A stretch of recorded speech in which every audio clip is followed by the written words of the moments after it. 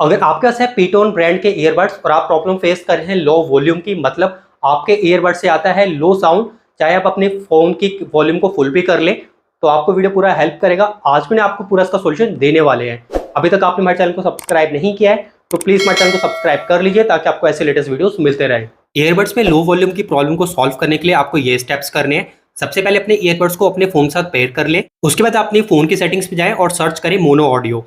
तो अगर आप यहाँ पे देखेंगे, यहाँ पे अभी मेरे केस में मोनो ऑडियो वाला ऑप्शन ऑन है और ऑडियो बैलेंस हिला हुआ है। तो अगर आपके केस में मोनो ऑडियो ऑन है और ऑडियो बैलेंस हिला हुआ है, मान लीजिए किसी भी डायरेक्शन में है, तो इसकी वजह से आपके ईयरबड्स में लो वॉल्यूम का प्रॉब्लम आता है, मतलब किसी एक ईयरबड में कम ऑडियो सुनाई देगा। तो आपको करना क्या है, मोनो ऑडियो को ऑफ करना है और इसका ऑडियो बैलेंस जो है उसको इक्वल करना है। तो अभी मैं इसको इक्वल कर देता हूँ। जब आप इसको इक्वल कर देंगे तो आपके दोनों ईयरबड से प्रॉपर इक्वल साउंड सुनाई देगा।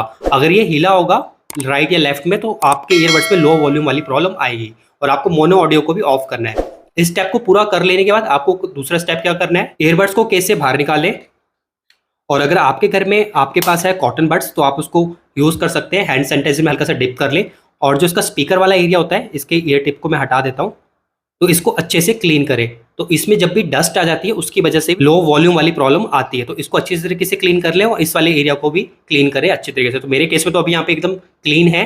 तो आप दोनों ईयरबड्स के इन वाले एरियाज को अच्छे से क्लीन करें, क्योंकि यहाँ पे डस्ट होने के कारण भी आपके जो ईयरबड्स हैं उनसे लो वॉल्यूम आती हैं। तो पहला स्टेप तो मैंने आपको बता ही दिया मोनो ऑडियो का, उसको चेक कर लें। उसके बाद यहाँ पे इसको अच्छे से क्लीन करें।